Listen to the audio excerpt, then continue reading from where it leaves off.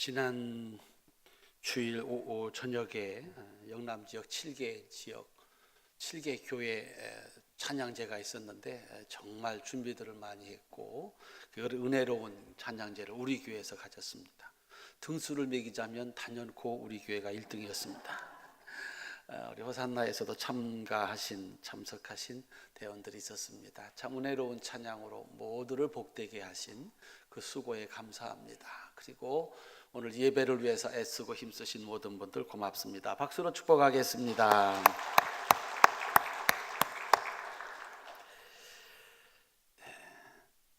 엊그제 어린이날이었습니다. 그리고 내일은 어버이날입니다.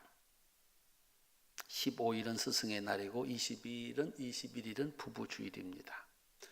6월 6일은 현충일이고 8월 15일은 광복절입니다. 개천절도 있고 한글날도 있습니다. 국가에서 기념하는 절기입니다. 개인에게도 기념일이 있습니다. 생일이 있고 결혼기념일이 있고 부모님 돌아가신 날도 있습니다. 기념일은 그날 있었던 일을 기억하면서 그 의미와 교훈을 새롭게 하는 날입니다.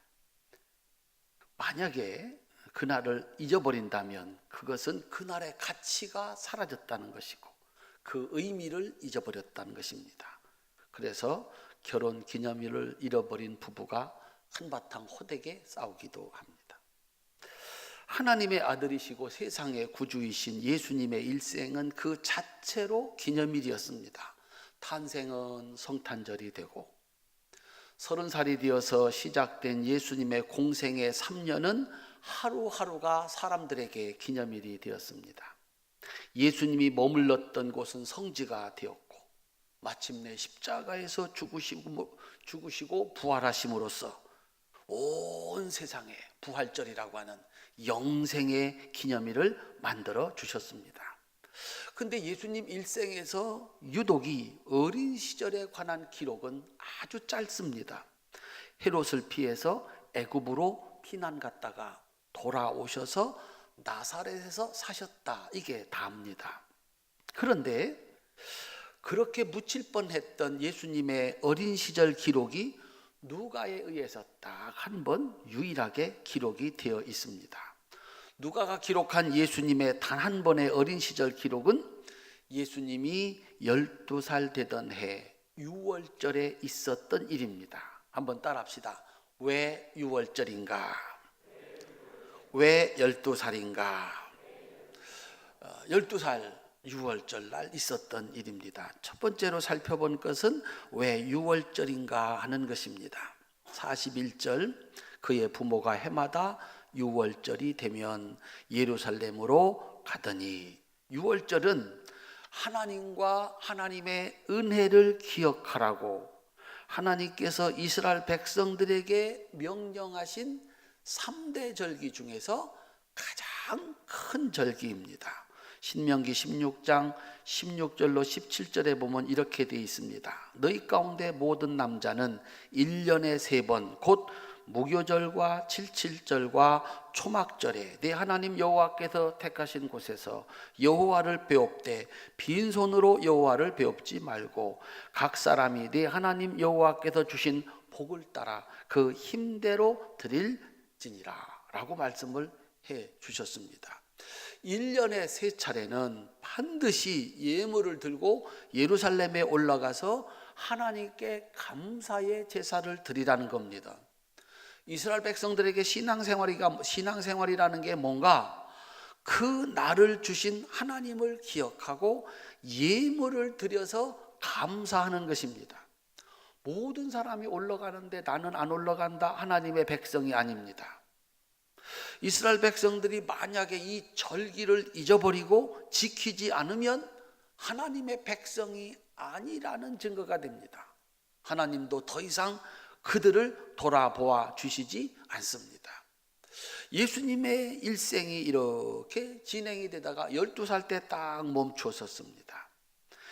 애굽에서 430년 동안 종살이하는 그의 조상들을 하나님께서 은혜와 능력으로 구원하여 주신, 해방시켜 주신 그날을 기념하는 6월절, 성전에서 예수님의 시간이 멈춰졌습니다.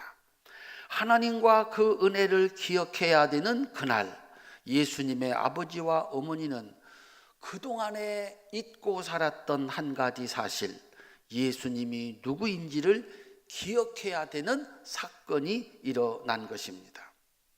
오늘은 하나님께 예배드리는 날입니다. 그리고 어린이 주일입니다. 하나님이 누구인지를 기억하고 그 하나님께 감사하는 여러분들은 복 있는 분들입니다. 어린이 주일을 지키면서 어린아이, 하나님이 내게 주신 자녀는 어떤 존재인지를 알고 살아가는 사람들은 복 있는 사람들입니다. 잊지 말아야 됩니다. 그래야 실수를 하지 않습니다. 잊지 말고 지켜야 됩니다. 그래야 축복을 잊어버리지 않습니다. 그날은 하나님의 은혜를 기억해야 되는 날. 세월이 아무리 가도 내가 있다면 하나님이 계시다는, 우리 민족이 있다면 하나님이 계시다는 사실을 잊지 말라는 유월절. 예수님이 내 아들인데 그는 과연 누구인가? 라고 하는 것을 기억해야 되는 그날이 예수님 12살 때 예루살렘에서 있었습니다. 왜 12살인가? 42절에 보면 예수께서 12살 되었을 때에 그렇게 얘기를 합니다. 유대인 남자들은 난 지 8일 만에 나는 하나님의 백성이요 라고 하는 표시로 할례를 받습니다. 3살이 되면 히브리어 알파벳을 배우기 시작합니다. 그리고 기본적인 기도문과 성경 구절을 암송하게 됩니다. 13살이 되면 성인식을 하는데 그때까지 히브리어, 성경인 토라, 성경을 해석한 탈무드를 배우게 됩니다. 13살이 되면 성인식을 합니다. 성인식이 얼마나 중요한지 우리나라의 결혼식에 버금가는 예식이라고 합니다. 이 성인식을 바르 미츠바 이렇게 얘기를 하는데, 바르는 아들, 미츠바는 율법이라는 뜻입니다. 그러니까 율법의 아들이 되는 날입니다. 누구의 아들이었다가 오늘부터는 율법의 아들이다. 따라합시다. 바르 미츠바. 율법의 아들이 되는 날, 이게 성인식입니다. 탈무드에서는 13살 이전에 한 맹세는 효력이 없다고 가르칩니다. 사람이 지각이 생기고 율법의 의미를 깨닫게 되면 율법을 준수할 책임이, 의무가 주어진다고 생각합니다. 그 나이가 13살입니다. 여자아이들은 이 시기에 성장이 빨라가지고 12살에 성인식을 한다고 합니다. 성인식은 이렇게 진행이 된다고 합니다. 주인공이 두루마리 성경을 펴서 축복문을 읽습니다. 토라, 성경입니다. 이걸 처음으로 사람들 앞에서 쫙 읽는 겁니다.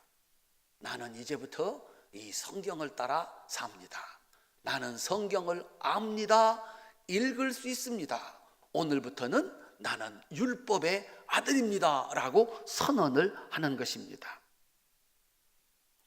이때에 부모님들은 2번 큰 소리로 이렇게 외친다고 합니다.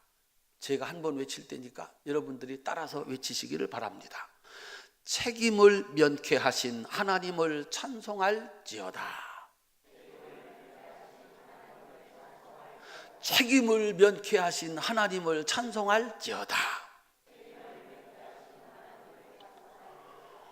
13살에 부모의 책임이 끝났다는 것입니다. 이제부터 아들이 자신에 대한 책임을 스스로 져 나간다는 선포식입니다. 자녀에게는 성장의 징표고 부모에게는 자녀 교육이 끝났다는 책임감으로부터 벗어나는 순간입니다. 그때부터 10년 동안 준비해서 23살이면 유대인 남자는 무조건 독립을 해야 됩니다. 예수님께서 성인식을 앞에 둔 12살이 되었을 때 부모님을 따라서 유월절을 지키기 위해서 올라갑니다. 나사렛에서 예루살렘까지 137km, 우리나라로 340리입니다. 2, 3일 되어야 걸어갈 수 있는 길입니다. 12살의 예수님, 친구도 많고 친척도 많았습니다. 올라갈 때에도 내려올 때에도 부모님은 별로 관심을 두지 않았습니다. 나이 12살은 내년이 되면 성인이 되는 그런 나이이기 때문에 그렇습니다. 그런데 바로 그날 어머니 아버지는 아들 예수님을 잊어버렸습니다. 어떻게 하다가 아들을 잃어버리게 되었을까? 따라합시다. 예수를 잊어버렸습니다. 여러분이 예수를 잃어버리면 어떻게 됩니까? 구원이 없습니다. 축복이 없습니다. 영생이 없습니다. 이 부모들이 어떻게 12살 된 아들을 잊어버리게 되었을까? 44절입니다. 같이 한번 읽겠습니다. 동행 중에 있는 줄로 생각하고 하룻길을 간 후 친족과 아는 자 중에서 찾되. 따라합시다. 동행 중에 있는 줄로 생각하고. 생각을 했다는 것입니다. 동행 중에 친척들과 친구들과 함께 내려가고 있겠지. 따라합시다. 예수님께서 나와 함께 계시겠지. 그렇죠? 이 부모님들은 확인해 보지 않았습니다. 하룻길을 간 겁니다. 동행 중에 있겠지. 그러나 예수님은 예루살렘에 머물러 있었습니다. 그들은 하루가 지나고 나서야 아들 예수님이 그들의 생각과 다르게 그들 중에 없다는 것을 알았습니다. 따라합시다. 그들의 생각과 다르게 그들은 돌아옵니다. 돌아오는데 이틀이 걸립니다. 도합 3일이 걸렸습니다. 와서 보니까 예수님이 예루살렘 성전에 계십니다. 성전에 계신 예수님을 만나 책망을 했습니다. 만약에 예수님의 나이가 13살이었다면 어떻게 되었을까요? 예수님의 나이가 13살이었어도 부모님이 찾아왔을까? 와서 야단을 쳤을까? 분명한 것은 예수님의 나이는 12살이라는 것입니다. 너는 아직 어리다는 것입니다. 부모의 도움을 받아야 된다는 것입니다. 성인이 되는 것은 내년이라는 것입니다. 그러면 예수님은 그곳에서 무엇을 하시다가 정신이 팔려서 내려가야 될 때를 잊어버렸을까? 부모님을 따라가는 것을 잊어버렸을까? 부모님들이 성전에 도착했을 때 소년 예수는 납비들과 토론을 하고 있었습니다. 토론과 강의의 차이가 뭘까요? 강의는 아는 사람이 모르는 사람에게 일방적으로 가르쳐주는 것을 강의라고 합니다. 토론이라고 하는 것은 참여하는 사람들이 동등한 자격을 가지고 자신의 생각을 말하는 것입니다. 그곳에서 누구 생각과 지식이 옳은지를 분별하고 마지막에 자신의 생각을 넘어서는 가장 뛰어난 결과를 도출하는 것을 토론이라고 합니다. 그러니까 강의는 강의하시는 분의 가르침과 내 생각이 다르면 내가 잘못된 겁니다. 틀린 겁니다. 근데 토론은 내 생각하고 다른 분의 생각이 다를 때 저분이 틀린 것이 아니라 다른 의견입니다. 이 의견들을 이렇게 모아서 최선의 결과를 도출해내는 것을 토론이라고 합니다. 대선 토론이 끝났습니다. 토론입니까? 싸움입니까? 토론이 아닙니다. 상대방을 죽여야 되는, 무너뜨려야 되는 그 토론이 아닙니다. 예수님이 그 시대, 그 성전에서 최고의 실력자들인 납비들하고 동등한 자격을 가지고 토론을 합니다. 유대인들에게 그것은 낯설은 일이 아닙니다. 아주 자연스러운 일입니다. 이것이 유대인 교육의 특징이기 때문에 그렇습니다. 유대인들은 인구로 보면 우리나라의 5분의 1, 그런데 노벨상 수상자의 25%, 정치, 경제, 과학, 예술 분야의 세계 엘리트의 10%, 전 세계 억만장자의 30%를 차지하고 있습니다. 도대체 우리나라의 5분의 1밖에 안 되는 인구를 가지고 어떻게 이렇게 훌륭한 인물들, 세계를 지배하는 인물들을 배출해 낼 수가 있을까? 그 비결은 하나라고 얘기합니다. 그들의 교육의 방법입니다. 학교 교육 먼저, 가정 교육을 상위에 둔다고 합니다. 어머니의 헌신과 아버지의 계획적인 교육으로 유대인들은 그들만의 이 우수한 교육을 지금까지 지켜오고 있다는 것입니다. 유대인 아버지는 아무리 피곤해도 12살이 될 때까지 1대1로 히브리어를 가르쳐야 되고, 성경인 토라를 가르쳐야 되고, 성경의 해석인 탈무드를 가르쳐야 됩니다. 매일매일 아이들하고 보내는 시간이 가장 그들에게는 중요한 시간입니다. 그런데 그 방식이 강의가 아니라 토론입니다. 어머니는 아이들의 의견을 최대한으로 존중하고, 아이들이 실수를 해도 절대로 소리 지르거나 야단치지 않는다고 합니다. 이스라엘의 성지 순례를 갔을 때 그 유대인들이 거기는 모자를 쓰고 다녀서 유대인인지 아닌지 알 수가 있거든요. 이 모자를 쓰고 다니는데 요거만한 꼬맹이 둘을 데리고 온 거예요. 그때 거기가 베델 지나서 실로 성전이었을 겁니다. 옛날 유적지니까 아이들이 참 놀기 좋은 요만한 돌담 위도 있고 성벽 위도 있습니다. 요만한 아이 두 아이가 거기를 올라가서 막 뛰어다니는 거예요. 떨어지면 낭떨어집니다. 여러분 같으면 어떻게 하겠습니까? 여러분 같으면 어떻게 하시겠습니까? 내려와라. 야단을 치죠. 왜? 넘어진다. 내가 보면 넘어진다는 거죠. 그런데 아무런 신경을 안 쓰는 거예요. 쇼킹했어요. 그래서 여행을 한 권의 책을 읽는 것과 같다, 그렇게 얘기를 해요. 내가 봐도 나 같으면 얼른 가서 인무시키. 거기 가면 넘어진다고 그랬잖아요. 따라와 손 딱 잡고 야단을 안 쳐요.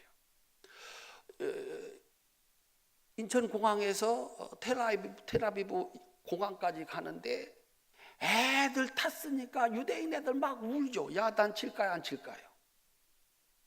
여러분 같으면 조용히 해, 망신스럽다, 내가 그렇게 가르쳤냐, 아마 입 틀어맞고 가서 야단을, 애가 우는데 엄마 아버지 야단을 안 쳐요. 그 주위에 있는 사람도 아무런 신경을 안 써요. 참 다르다. 12살의 예수와 납비들이 토론을 합니다. 누가 더 많이 정확하게 알고 있는가? 46절 47절 함께 읽겠습니다. 사흘 후에 성전에서 만난 즉 그가 선생들 중에 앉으사 그들에게 듣기도 하시며 묻기도 하시니 듣는 자가 다 그 지혜와 대답을 놀랍게 여기더라. 소년 예수의 지식과 지혜는 이스라엘의 최고 납비들을 놀라게 했습니다. 그날 그곳에서 소년 예수는 그들의 어른이었습니다. 13살이 되지 않아서 성인식을 치르지 않았지만 12살의 소년 예수는 최고의 지식인이었습니다. 깜짝 놀랐어요. 무슨 내용으로 토론했을까요? 성경에 없으면 모르는 거예요. 아는 척하면 이단이에요. 20년이 지나서 예수님이 예루살렘에 들어와서 토론할 때 뭘 갖고 토론했죠? 안식일을 지켜라. 안식일은 아무 일도 하지 마라. 그러면 오다가 보니까 구렁텅이에 양이 빠져 죽는데 납비시여 어떻게 해야 되겠습니까? 꺼내 주어야 됩니까? 그냥 놔두어야 됩니까? 생각해 보지 않았는데 가늠한 여자는 돌로 쳐서 죽어야 된다. 그래요? 누가 돌로 쳐서 죽여야 되는데요? 누가 돌로 쳐서 죽여야 되는데요? 간음한 행위만 간음인가요? 아니면 마음에 음욕을 품은 것도 간음인가요? 사랑하는 성도님들, 여러분이 자녀들과 마주 앉아서 토론을 하셔서 이길 자신이 있으십니까? 공정하게 똑같은 위치 계급장 떼고 아이하고 앉아서 토론을 해서 이길 자신이 있느냐 하는 것입니다. 아버지가 맨날 노는 자식을 불렀습니다. 야, 이 자식아, 맨날 놀면 어떡해? 미국의 초대 대통령 조지 워싱턴은 내 나이에 벌써 공부를 해서 측량 기사가 됐다더라. 아냐? 아, 그분이요? 그런데 아버지 나이 때 그분은 대통령이셨어요. 이길 수 있으십니까? 옛날에 우리들은 한 가지 일을 했습니다. 농사를 지었어요. 농사는요, 먼저 보고 먼저 한 사람이 지식인입니다. 그러니까 나이 한 살만 더 많아도 그가 가진 지식과 경험이 우월합니다. 어른 대접을 받았고 사람들은 그에게 배워야 했습니다. 그런데 지금은 셀 수도 없는 많은 일을 하면서 살아갑니다. 누가 그 정보를 먼저 알았느냐, 그것이 그 사람의 위치를 결정합니다. 옛날에는 한 마을에 태어나서 그 마을에서 죽었습니다. 그런데 지금은 외국도 이웃집처럼 여행을 해야 됩니다. 내가 알지 못하는 나라, 알지 못하는 말 하는 나라로 여행을 하게 됩니다. 어른이라도 나이 어린 사람에게 배워야 됩니다. 목사라도 안내자 뒤를 졸졸졸졸 따라다닙니다. 목사라고 잘난 척했다가 길을 잊어버립니다. 그곳에 나이가 많다든지 남자와 여자라든지 신분이 낮다든지 높다든지 무의미해지는 것입니다. 그날 예루살렘 성전에서 최고의 실력자는 12살짜리 소년 예수였습니다. 집에 가서 한번 토론을 해보세요. 누가 대통령 되는 게 좋겠냐? 나는 이 사람이라고 생각한다. 뭐요? 이렇게 나올 거예요. 아, 나는 이 사람이 좋다니까 그래서요. 한번 해보세요. 와, 예수님이 납비들하고 앉아서 토론을 하는데 납비들이 쩔쩔매는 거야. 엄마 아버지가 보고 깜짝 놀랐습니다. 그리고 와서 이렇게 얘기합니다. 48절입니다. 함께 읽겠습니다. 그의 부모가 보고 놀라며 그의 어머니는 이르되 아이야 어찌하여 우리에게 이렇게 하였느냐? 보라, 네 아버지와 내가 근심하여 너를 찾았노라. 엄마가 책망을 합니다. 내가 잘못했다는 것입니다. 내 행동으로 말미암아 아버지와 어머니가 3일 동안 고통을 당하였다는 것입니다. 예수님은 예루살렘의 최고의 납비들로부터 최고의 실력을 인정받은 신분에서 갑자기 사리 분별을 하지 못하는 어린애로 전락을 하고 말았습니다. 예수님이 대답을 합니다. 49절입니다. 함께 읽겠습니다. 예수께서 이르시되 어찌하여 나를 찾으셨나이까? 내가 내 아버지 집에 있어야 될 줄을 알지 못하셨나이까? 하시니 50절 그의 부모가 그가 하신 말씀을 깨닫지 못하더라. 예수님이 부모님한테 얘기를 합니다. 내가 누구인지 모르십니까? 그랬더니 부모님이 모른다 그랬어요. 자기 아들이 어떤 존재인지도 모르는 거예요. 나는 하나님의 아들입니다. 여기는 내 집입니다. 내가 여기에 있어야 된다는 사실을 모르셨습니까? 잊어버리셨습니까? 라고 얘기를 해요. 사랑하는 성도님들, 아버지 요셉과 어머니 마리아가 어떻게 예수님이 태어나시던 날을 잊어버릴 수가 있겠습니까? 나는 남자를 알지 못합니다. 네가 성령으로 잉태하게 될 것이다. 그는 하나님의 아들이고 세상을 구원할 메시아시다. 아들을 낳으리니 그 이름을 예수라 하라. 가브리엘 천사장이 전해준 소식 그대로 10달이 지나서 현실이 되었습니다. 아들을 낳은 거죠. 그날 천사들의 찬송, 목자들과 동방박사들의 경배, 아들 예수는 나의 아들이 아니라 하나님의 아들이었습니다. 따라합시다. 예수는 나의 아들이 아니라 하나님의 아들이었습니다. 누가 목수의 아들 앞에 절을 합니까? 누가 목수의 아들 앞에 경배를 합니까? 내가 아들을 낳았는데 그건 내 아들이 아니라 누구의 아들이었습니까? 하나님의 아들이었습니다. 마리아와 요셉은 아들 예수가 자신들이 만들지 않았다는 사실을 너무나도 잘 알고 있습니다. 다만 그 배를 빌려 주었을 뿐입니다. 마리아가 낳은 것은 하나님의 아들 예수님입니다. 태어날 때도 그러했고 지금 12살 때도 그러하고 앞으로 20년이 지나서 30살이 되어도 여전히 예수님 하나님의 아들입니다. 그것을 어머니가 잊어버렸습니다. 왜 잊어버렸을까? 보이는 현실 앞에서 어머니 아버지는 생각을 했습니다. 12살짜리 아들 예수, 또 생각을 했습니다. 친척들과 함께 내려갔겠지. 또 생각을 했습니다. 3일 만에 찾아서 야단쳐야 되는 내 자식, 아직도 잘못을 가르쳐서 깨닫게 해야 되는 아들. 어머니하고 아버지가 생각을 한 것입니다. 눈에 보이는 것이 그렇게 위력적입니다. 진실을 거짓으로 바꿀 만큼 위력적입니다. 창세기 3장 6절, 여자가 그 나무를 본즉 먹음직도 하고 보암직도 하고 지혜롭게 할 만큼 탐스럽기도 한 나무인지라 여자가 그 열매를 따먹고 자기와 함께 있는 남편에게도 주매 그도 먹은지라. 따먹으면 죽는다고 하는 하나님의 말씀은 간 곳이 없어지고 보이는 것 때문에, 보이는 것과 자신의 생각 때문에 그 진실을 잊어버리고 만 것입니다.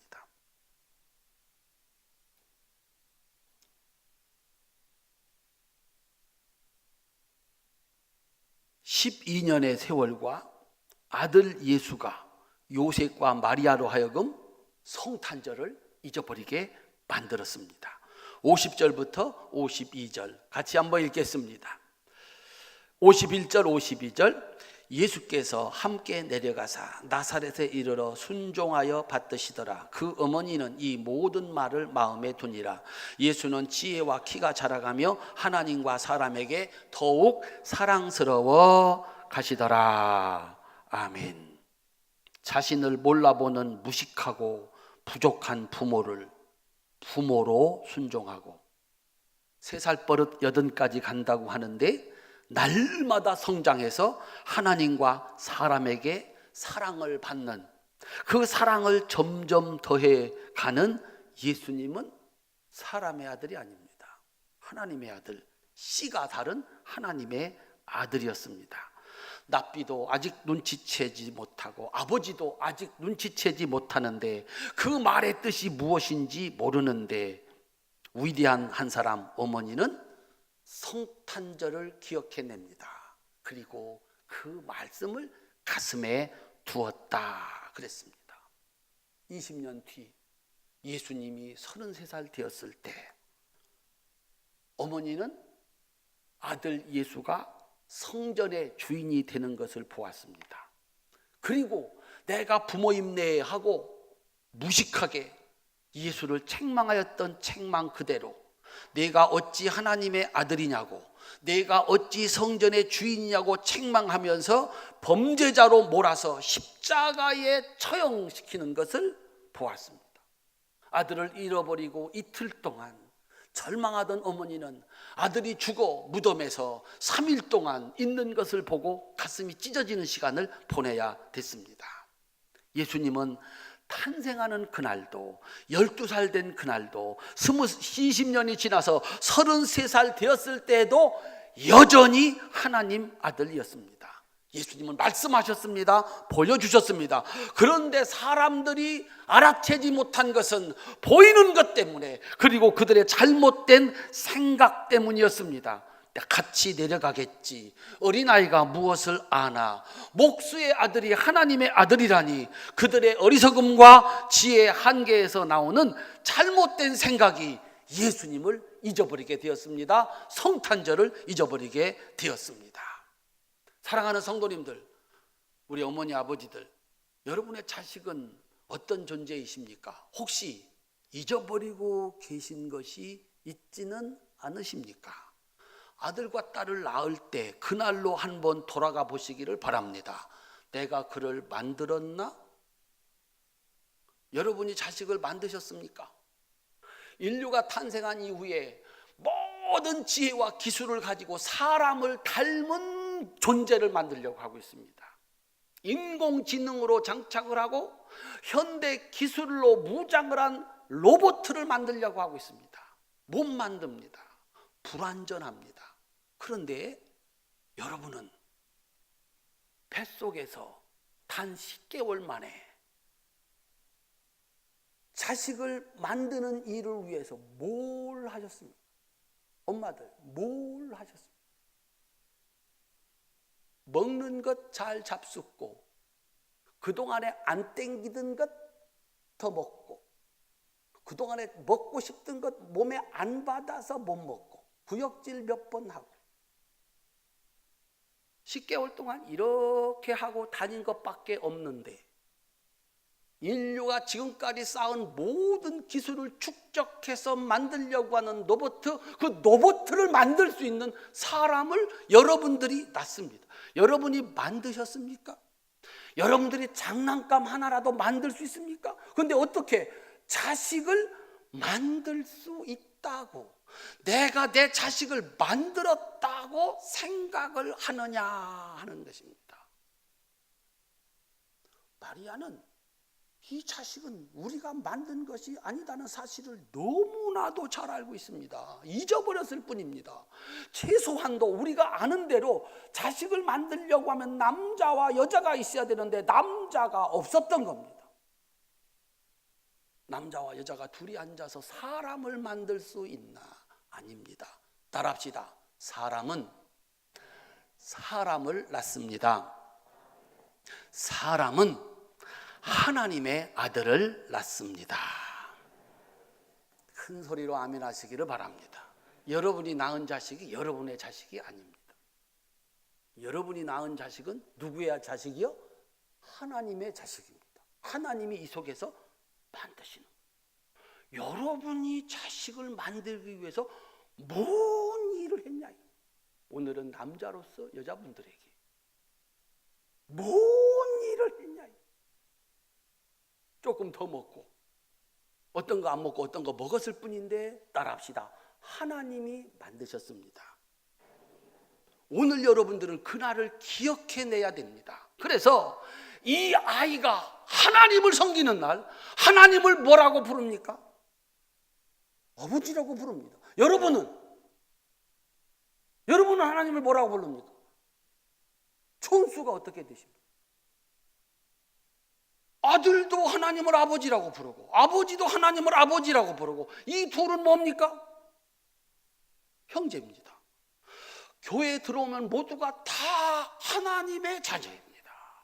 우리는 어머니의 배를 빌려서 성령의 역사하심, 하나님의 창조의 능력으로 이 세상에 태어난 사람들입니다. 그래서 사람은 태어날 때부터 사람이고 12살에도 사람이고 30살에도 사람입니다. 짐승이 낳는 것은 짐승이고 사람이 낳는 것은 사람입니다. 사람은 사람을 만드는 것이 아니라 하나님의 아들을 배를 빌려 이 땅에 나오게 하는 것입니다. 자, 이쯤 해서 지혜자의 말을 한번 들어볼까요? 잠언 20장 12절부터 11절부터 12절 함께 읽겠습니다. 비록 아이라도 자기의 동작으로 자기 품행이 청결한 여부와 정직한 여부를 나타내느니라. 듣는 귀와 보는 눈은 다 여호와께서 지으신 것이니라. 어린아이도 사람이라는 것입니다. 차이가 없다는 것입니다. 3살 버릇이 8까지 간다고 그랬습니다. 3살 배운 게 끝이라는 겁니다. 그런데 우리는 어린아이를 보면서 생각을 하는 겁니다. 내가 낫다, 어리다. 잠언 22장 6절 함께 읽겠습니다. 마땅히 행할 길을 아이에게 가르치라. 그리하면 늙어도 그것을 떠나지 아니하리라. 가르칠 것이 있다면 언제 가르친다고요? 아이한테 가르치라는 거예요. 못 배운다고요? 저기 오늘 아이가 엄마 품에, 엄마 곁에, 할머니 곁에 앉아 있네요. 2부 예배, 어른들 예배에 참석한 기념으로 보너스 박수로 축복하겠습니다. 옆에 쳐다보지 마. 너야 너. 아이고 엄마 등살에, 할머니 등살에 으시는데 아니라 가르칠 것이 있다면 어린아이한테 가르치라는 거예요. 예수님께서 말씀하셨습니다. 사람들이 어린아이 데리고 와서 만져주심을 바랄 때 꾸짖었습니다. 어른들 지금 얘기하고 바쁜데 애들 데리고, 애들은 가라 그랬습니다. 예수님이 화가 나가지고 이 아이들이 오는 것을 용납하고 금하지 말라, 그 품에 안고 안수하여 기도해 주셨습니다. 단순히 어리다고 내 자식이라고 해서 어린아이를 함부로 대하는 것은 어리석은 일이다. 그는 내가 만든 사람이 아니다. 하나님의 형상을 가진 태초의 그 사람이다. 말 못한다고, 어리다고, 힘이 없다고 그러지 말라고 주님은 말씀합니다. 사람이 낳은 것은 사람입니다. 어린아이가 사람입니다. 아이에게서 하나님의 얼굴을 보는 사람, 그가 하나님을 잊지 않고 사람의 가치를 잊지 않는 참 지혜자이다 라고 하는 사실입니다. 주님의 가르침을, 그리고 사도 바울의 가르침을 한번 살펴보도록 하겠습니다. 마태복음 10장 42절, 마가복음 9장 42절, 에베소서 6장 4절 같이 한번 읽겠습니다. 또 누구든지 제자의 이름으로 이 작은 자 중 하나에게 냉수 한 그릇이라도 주는 자는 내가 진실로 너에게 이르노니 그 사람이 결단코 상을 잃지 아니하리라 하시니라. 또 누구든지 나를 믿는 이 작은 자들 중 하나라도 실족하게 하면 차라리 연자 맷돌이 그 목에 매여 바다에 던져지는 것이 나으니라. 아비들아, 너희 자녀를 노엽게 하지 말고 오직 주의 교훈과 훈계로 양육하라. 아멘. 나를 통해서 하나님의 아들들이, 하나님의 딸들이 세상에 태어나는 것이 축복입니다. 나는 내 몸을 잠시 빌려 주었을 뿐입니다. 30살이 되면 그들은 세상의 주인이 됩니다. 여러분이 자식보다 더 존경받고 더 유능한 사람이 될 자신이 있으십니까? 그런 분도 있겠지만 어쩌면 우리 자식들은 우리보다 훨씬 지혜롭고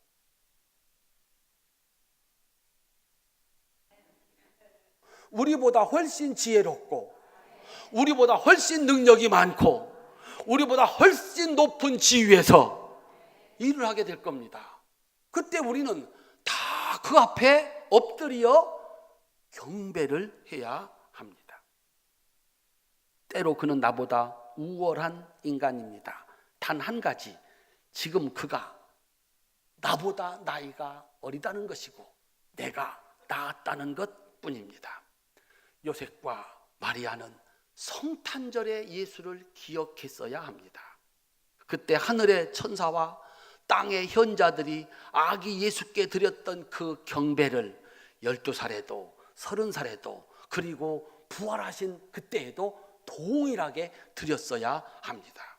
사랑하는 성도님들, 5월에 우리는 우리 어린 자녀들에게서 단지 내 아들 아직 어리다는 단 하나의 이유로 밖에서는 나보다 실력이 더 많은데 나삐들은 최고라고 하는데 내가 책망해야 되고 가르쳐야 되는 어린아이로 취급하는 이 어리석음을 우리들은 보게 됩니다. 우리는 그 꾸지람을 할 자격이 없습니다. 그들도 하나님의 아들들입니다. 우리가 엎드려 경배해야 하는 존재들입니다. 그래야 그들이 13살이 되고 그리고 30살이 되었을 때 명실상부한 하나님의 아들이 되었을 때 우리가 그들 앞에서 부끄러움을 당하지 않는 것입니다. 그들도 하나님을 아버지라고 부르고 우리도 하나님을 아버지라고 부릅니다. 자신의 생각을 의지하지 아니하고 하나님의 말씀을 따라 사는 자가 오늘 그곳에서 모두가 말을 들어야 되는 어른이 되는 것입니다. 우리가 우리 자녀들한테 할 수 있는 것은 딱 3가지입니다. 부모님들이 그걸 아십니다. 첫째, 따라합시다. 몸 건강해라. 몸 조심해라. 여러분들이 나중에 할 말은 그거밖에 없어요. 부모님은 그저 그 아이들 먹고 살 수 있도록 밥을 해주는 거. 그래서 늙어서도 할 수 있는 말이 야야 밥 먹었냐? 몸 조심해라. 아들이 대통령이 돼도 아들이 국회의원이 돼도 무식한 할머니가 어머니가 해줄 수 있는 말은 그거밖에 없습니다. 사실은 그거밖에는 없습니다. 2번째, 따라합시다. 주일 지켜라. 11조 해라. 하나님 섬기는 법을 가르치는 것, 그것은 영원토록 부모가 해야 할 일입니다. 3번째, 따라합시다. 나는 너를 위해서 기도한다. 활천의 사랑스러운 부모님들, 아버지와 어머니가 어른이니 하나님을 더 잘 섬겨서 어른 노릇을 해야 됩니다. 그곳에 하나님의 축복이 천대까지 이어지게 되어 있습니다. 그는 하나님의 아들입니다. 하나님의 딸들입니다. 존중하시고 경배하셔야 됩니다. 내가 해줄 수 있는 것은 밥 먹여주는 거. 내가 먼저 신앙생활 했으니 신앙의 길을 가르쳐 주는 거. 그리고 그를 위해서 기도하는 거. 그는 하나님이 키우십니다. 여러분이 가르치는 게 아니라 교회로 데리고 오면 목사님이 가르치십니다. 하나님이 은혜를 베푸시고 하나님이 가르치십니다. 오늘 비극은 너무 안타까움은 자식을 마음대로 자기 마음대로 했다가 자식에게 버림받고 자식의 인생을 망치는 사람들입니다. 성탄절을 잊어버린 사람, 아이가 태어날 때를 잊어버린 사람, 내가 만든 게 아니었습니다. 하나님이 만드신 존재들입니다. 그래서 좋은 부모 밑에 좋은 자식이 나오는 게 당연한 겁니다. 그런데 엉터리 부모, 버린 자식이 세계를 지배하는 인물이 되는 것은 여러분이 너무나도 잘 아는 것입니다. 어떻게 그런 일이 있을 수 있을까? 하나님이 키우십니다. 우리 성도님들, 2손 높이 드세요. 자식이 13살이 지났을 때, 13살이 되면 여러분들은 뭐라고 외쳐야 된다고요? 다 잊어버렸어요? 에? 뭐라고 외쳐야 된다고 그랬어요? 따라합시다. 책임을 면케하신 하나님을 찬송할지어다. 더 높이 내 책임 끝났다. 할렐루야. 가지도 말고 묻지도 말고 따지지도 말고 밥이나 해주세요. 기도나 해주세요.